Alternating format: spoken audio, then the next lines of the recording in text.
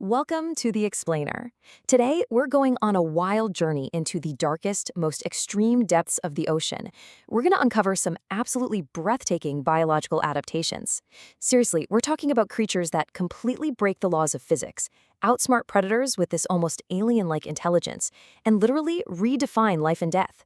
The ocean is Earth's largest living space, and I gotta tell you, the survival mechanisms down there, they feel straight out of a science fiction movie. Okay, just to give you a sense of how extreme things get, let's talk numbers. 4,800 degrees Celsius. That is nearly as hot as the surface of the sun. But get this, it's not happening in a star or a volcano. It's being generated underwater by a tiny 25-gram crustacean. I mean, how on earth is a creature the size of your thumb creating localized solar-level heat? Well, hold on to that thought because we are definitely going to unpack the staggering physics behind that in just a bit. Chapter 1. Ocean Masterminds, the Intelligence of the Octopus. So before we can even begin to understand their minds, we really have to talk about their bizarre anatomy. We're looking at an animal that is older than the dinosaurs. It has no bones, 3 hearts, and a brain that's literally distributed throughout its 8 arms. Keeping that in mind, listen to this thought from National Geographic explorer and animal psychologist Dr. Alex Schnell. She spent years immersed in their world, observing them in the wild. She watched them use coconut shells to build portable armor, which is just wild. She watched them observe their environment, form complex strategic plans, and even communicate across species to coordinate hunts with fish. It's the kind of cognitive brilliance that forces us to completely reframe how we view intelligence in the animal kingdom. All right, let's dive into this. Meet Scarlet. She's a day octopus that Dr. Schnell studied, and Scarlet has a legitimate superpower. Her brain connects directly to the muscles in her skin, which stretch and relax around 20 million tiny pigment sacs. This lets her change her color, her pattern, and even the physical texture of her skin up to 170 times an hour. She uses this disruptive coloration to basically shatter her outline and confuse deadly reef sharks.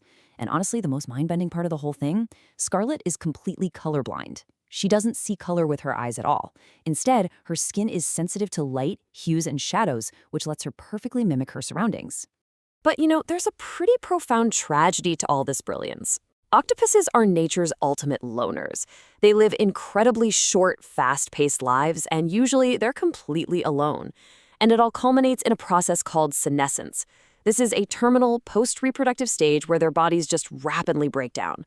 So these brilliant problem-solving minds only get to exist for a very brief window before this rapid deterioration takes over. You can actually observe a visible progression of this physical decline over time. There is a clear drop in cellular density.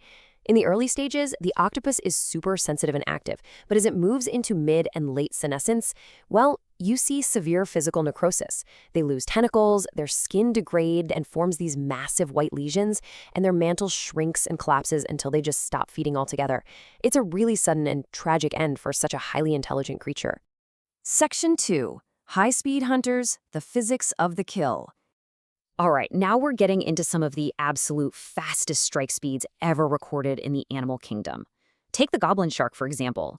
It has a bite speed of 3.1 meters per second. That is the fastest jaw manipulation ever recorded for any fish. Then you've got the pistol shrimp, whose claw snaps shut at a whopping 97 kilometers per hour. And finally, the mantis shrimp.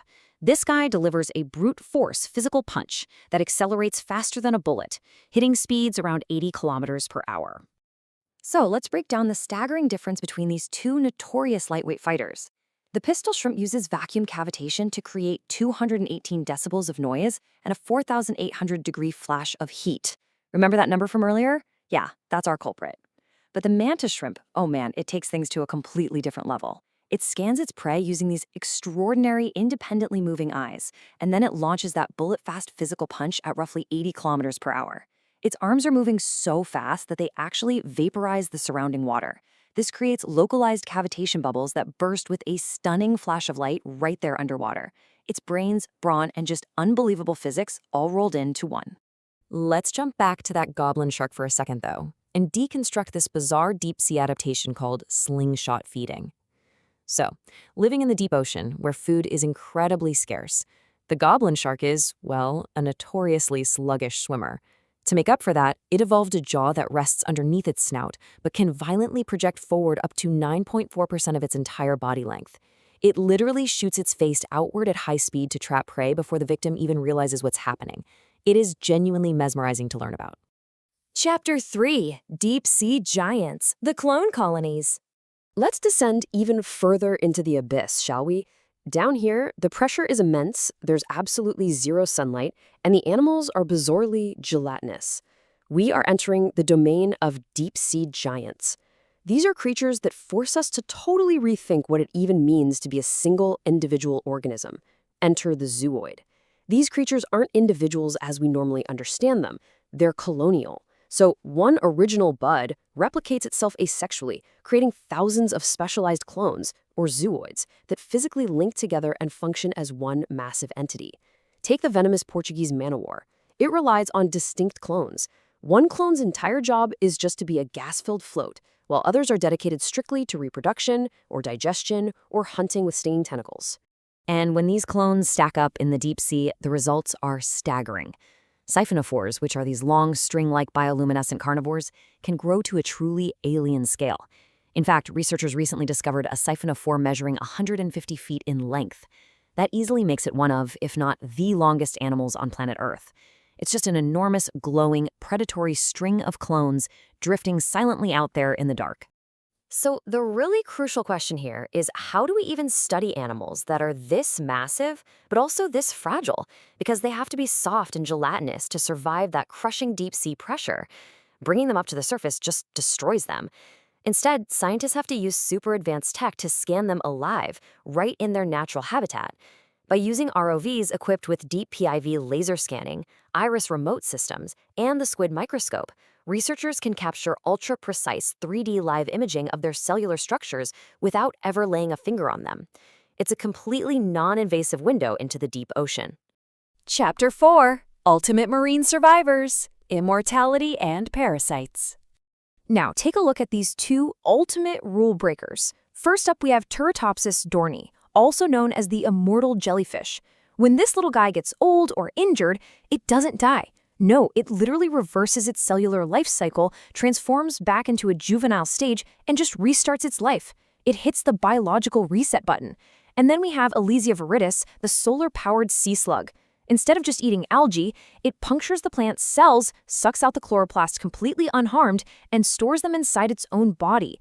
This actually allows the animal to photosynthesize sunlight into energy, exactly like a plant. I mean, come on, that is incredible. But you know, survival in nature isn't always pretty. In fact, sometimes it's downright ruthless. Welcome to nature's nightmare worms. First, there's the bobbit worm. It's this ocean-dwelling terror that grows up to 3 meters long, hiding in the sand to ambush prey with jaws so incredibly fast it literally slices fish in half. Then you've got the zombie snail parasite. This thing invades a snail's eye stalks and pulses with bright colors to attract birds. It essentially mind controls the snail into serving itself up as bird food, just so the parasite can spread. And finally, the African eyeworm. This is a parasite that lives under human skin and can visibly crawl across the surface of a live, squirming human eyeball. Yeah, it is a chilling reminder of nature's relentless and sometimes terrifying creativity. So, I want to leave you with a final, provocative thought for this explainer. We've talked about colorblind masterminds, mantis shrimp that launch 80-kilometer-per-hour physical punches creating underwater flashes of light, 150-foot gelatinous clones, and creatures that literally reverse aging. Yet, the deep ocean makes up the vast majority of our planet's living space, and we have barely even scratched the surface. With all of these incredible, mind-blowing superpowers already documented, just imagine what other unimaginable, rule-breaking phenomena are waiting for us out there in the dark, uncharted frontiers of the abyss.